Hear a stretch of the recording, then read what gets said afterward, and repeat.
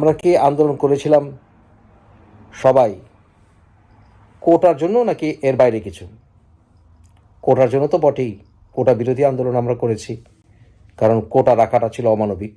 আমরা সবাই এই যৌক্তিক আন্দোলনে ছিলাম, কিন্তু যৌক্তিক আন্দোলনকে কেন্দ্র করে ফ্যাসিজমের রাইজ তো আরেক ফ্যাসিজমের রাইজ তো আমরা মানব না। অনেকে তখন প্রশ্ন করতো যে শেখ হাসিনা ফল হলে কে আসবে?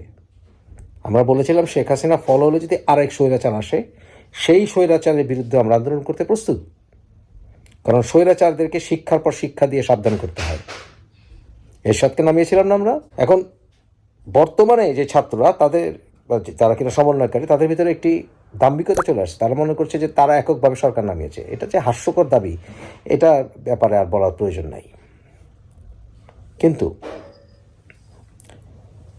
সিম্পল প্রশ্ন আমি বলেছি, আমি হাসিনার পতনের ব্যাপারে সাপের সাথে ঐক্য করতে রাজি আছি, কিন্তু আমার কথা হচ্ছে এই যে সমন্বয়কারীরা, সিম্পল প্রশ্ন, ওদেরকে এক্সপোজ করার সময় কি এসছে? কারণ রাজনীতি করি না, রাজনীতি দল মানি না, কিন্তু এছাড়া নতুন এক রাজনৈতিক কালচার তারা সৃষ্টি করে এক ফ্যাসিজম কায়েম করার নেশায় আছে। এবং তারা যে আসলে কারা, একটু অপেক্ষা করতে হবে, এক্সপোজ করবো একটু একটু করে। ওয়ার্নিং টাইম দিয়েছি তো না, এখন একটু ডোজ দিই। এই সমন্বয়কারীদের ঢাকা বিশ্ববিদ্যালয়ের শাখায় 49 জন সমন্বয়কারী, 94 জন সহ সমন্বয়কারী।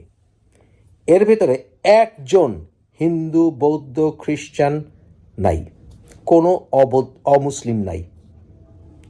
কেন? কেন? কেন? কেন? এখন শাক দিয়ে মাছ ঢাকো।